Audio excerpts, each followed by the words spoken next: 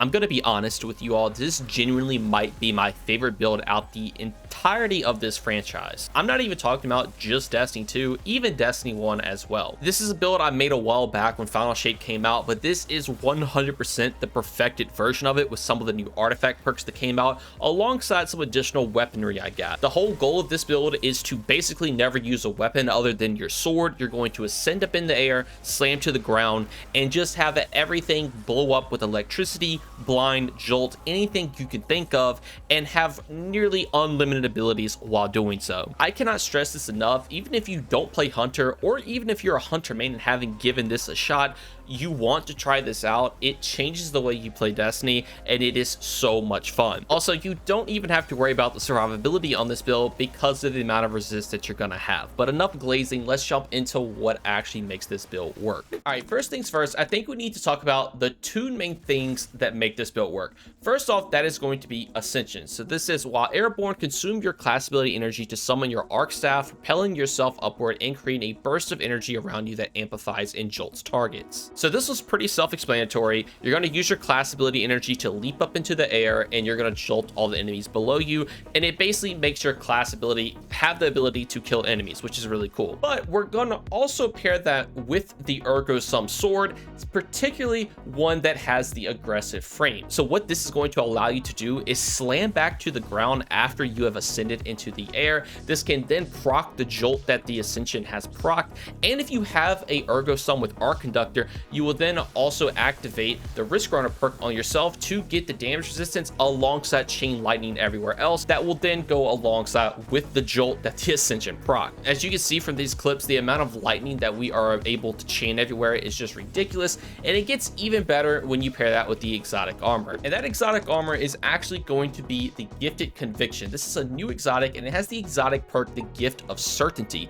Activating Ascension or Tempest Strike throws bouncing explosions at nearby targets that jolt and damage them. Jolting nearby targets grants you damage resistance. So the really cool part about this is now every time you use your Ascension, obviously the Ascension is jolting enemies below you, but this also throws out grenades that can also jolt enemies and just do damage. This can also activate the jolt that you already have on enemies. It is overall very, very good. The second part of this is when you jolt nearby enemies, which are always going to be nearby them, you're going to get damage resist. And this jolt is literally from anything. It can be from your Ascension, it can be from your subclass, it can be from your artifact perks, anything. Just jolt an enemy, you will get damage resistance. So you're always going to have this at ×4 pretty much permanently, and that it gives you a massive amount of damage reduction, and this will also pair with some of our other artifact perks. So the gameplay loop of all that is quite literally ascend into the air, slam to the ground to proc Arc Conductor and proc the jolt that you applied with Ascension, and then on top of that, Gifted Conviction is giving you damage resistance while you're doing all this, and even throwing out some additional grenades for additional damage. It is very, very fun. Now for the Ergo Sum, I would highly recommend getting Swordmaster Guard if you can, so you can just have the fastest charge rate, so you can do this more often. As you see, I unfortunately don't have it, but even without it, this build still works extremely well. But now let's jump into the subclass, because this is going to play a massive part in how you can actually expand your class ability.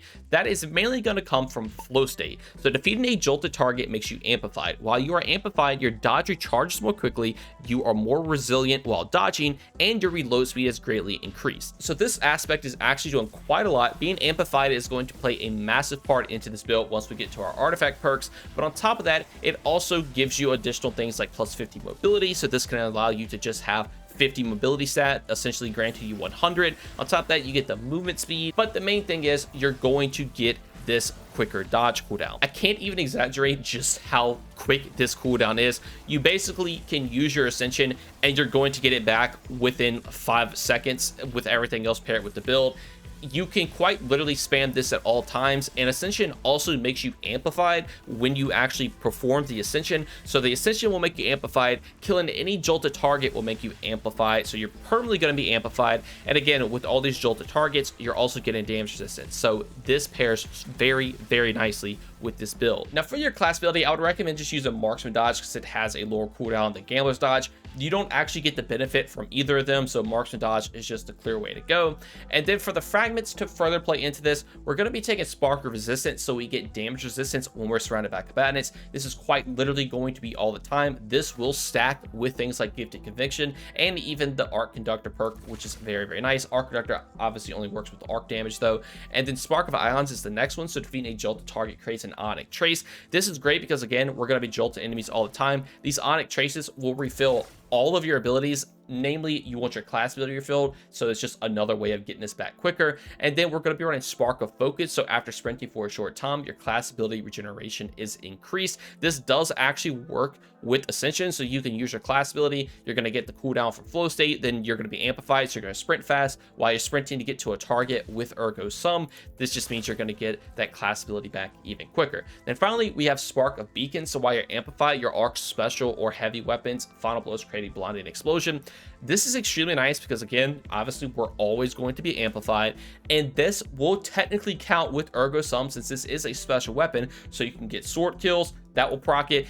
But also if you have arc conductor, the chain lightning that comes from it is technically still a special weapon, so the chain lightning you're doing is also making these blinding explosions. It is very, very strong. And then for the rest of the subclass, I like running Gathering Storm just because it's probably the best super for PvE. And then for melee, I just run Disorienting Blow, and then for grenade flashbang, both of these just have the blinding effect. You're never really using these at all, really. I would say you do use the grenade a little bit more just as a utility purpose. Again, you can blind an enemy. That's unstoppable champions. It also just blinds enemies, which is very strong.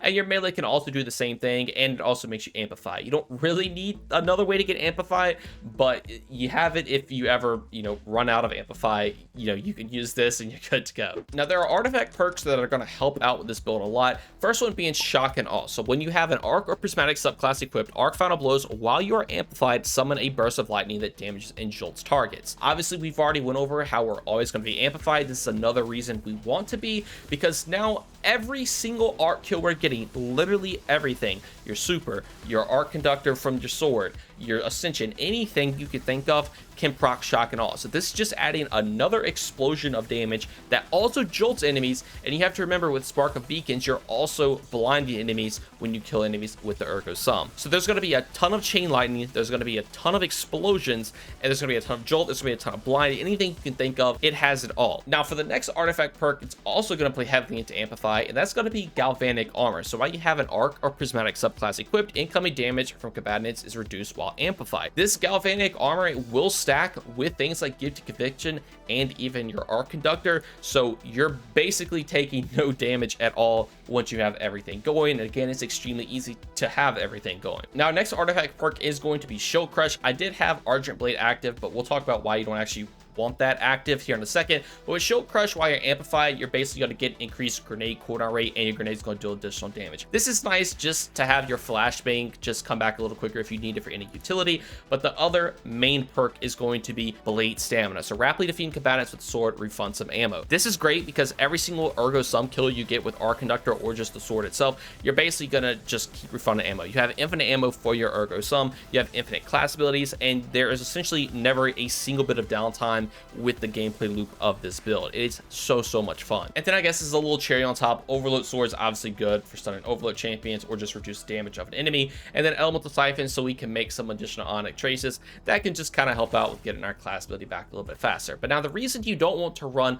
Argent Blade is because this will actually consume your armor charge, and you don't want to do that because we're going to be taking advantage of some armor charge mods once we get into our armor mods. However, if you do want to change out what we run for our armor mods and actually run Argent Blade, you absolutely can. It's totally up to you. They both worked extremely well, but I would recommend not running it and just taking something like Shield Crush to have a little bit more utility with your grenade. Now for stats with this build, as I mentioned earlier, you only need 50 mobility because you're permanently going to be amplified with everything going on. So that adds an additional 50. So that's going to get you to 100 mobility, which is very nice. Obviously you get your class ability back, but 100 resilience is obviously always going to be the way to go. 30% damage reduction, that will stack with everything else that we've already talked about. I like going with 100 discipline again, just to have that utility of the flashbang grenade, which is very nice. And then for the rest of the stuff, I just threw in 60 strength. It really doesn't matter whatever you want to throw it into, but this will just make it so I can just get a disorienting blow off if I ever need it.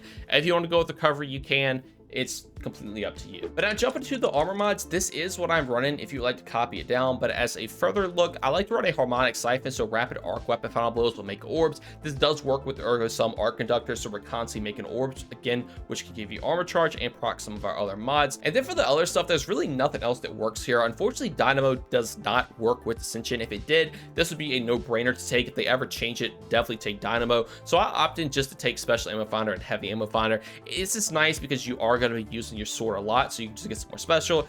Obviously, heavy is always better as well. If you want to run double special ammo finder, you totally can. But the main one is just harmonic siphon, so you can make orbs. Now, next up, I like to run a fastball. Again, just for utility. I had one energy slot left over. Just I can blind any enemy pretty much at any distance with this. And again, nothing else really matters too much in this arm slot. So because of that, I also just take a momentum transfer and a bolstering detonation. So whenever I deal damage with that flashbang, I get some melee energy back and some class ability energy back. Again, strictly just using this fastball grenade for pure utility to blind an enemy to stun an unstoppable champion. There's really nothing else that really works here. You don't need reload speed because you're not really using a gun that reloads, and you don't really need the cooldown from any of these other things, and you're not really making orbs because you're really just using your other abilities for utility. So I think this is probably the best you can go for. If you want to take a dexterity mod, you totally could as well. Now for your chest piece, always go with resistant mods. Just always swap these out for whatever content you're going into. There's nothing else that really matters here. Getting more damage reduction for a build that already has a ton of damage reduction is obviously just crazy. Now for our boots, I do like to take a recuperation and a better already. So what this does is when you pick an orb up, you're going to get a chunk of health, and on top of that, better already will actually start your health regeneration. Now unfortunately, if you do get shot, it will stop it. But if there's ever a time where you can actually get an orb of power, run away from the fight, which you can easily do with Amplify, you will heal to full, which is great. So both of these really make up for your healing with the build. You already have all the damage reduction, so essentially just pick up an orb and you're going to be healed to full. Now I also like to take an arc scavenger, so whenever I'm picking up ammo, I will actually get some additional ammo. Run double arc weapons. Any arc power weapon obviously will work, but Ergo Sum, you're going to be using this a lot, literally all the time, so you want as much ammo as possible. So I just find it nice to take this just so you can have some extra ammo, sort of the same way we're taking special ammo finder. Now finally, for our class item, once again, we're getting to a point where nothing really works here except one thing, and that is utility kickstart. Now this does not work on its own. You have to have armor charge for it to proc. So I like to take 2 utility kickstarts because these will stack and you'll get some additional class ability energy back. But remember, if you don't have an armor charge stack, this will not work. That's why I heavily advise to not take Archer Blade, because this will sometimes consume it, because you want to save these for your utility kickstart. Now I also like to take a proximity ward. If you want to take 3 utility kickstarts, I guess you could, but you don't really need it. It already comes back super quick. So with proximity ward, whenever you get a finisher, you just get an overshield. You're going to be in the fight a lot with this build, very close to enemies, ascending, slamming on them. So this is just great to have if you need to get a quick little overshield on a finisher. And overall, that is pretty much the armor mods. The only ones that really matter too much is just harmonic siphon and utility kickstart. Everything else is just, again, the little cherry on top. And finally, for the transmog, this is what I'm running. I went for a very military arc hunter look. As you see, I took advantage of the ornament. It looks like it has grenades on it. It looks very sick in my opinion. And if you want to make your hunter look like this, definitely be sure to copy it down. But all right, that is going to do it all for this build. Let me know what you all think about it in the comments below. Like I said in the beginning, I seriously think this is one of the most fun builds in the entire game. It's also extremely strong. I don't know if it's going to overtake some of the best hunter builds we have in the game, but just on a ad clear standpoint and a survivability standpoint, it is definitely up there, and I would highly recommend you all give it a try. Anyways though, I wish you all the best of luck on putting this build together for yourself. Thank you all so much for watching, and I hope you all have a great day. Peace.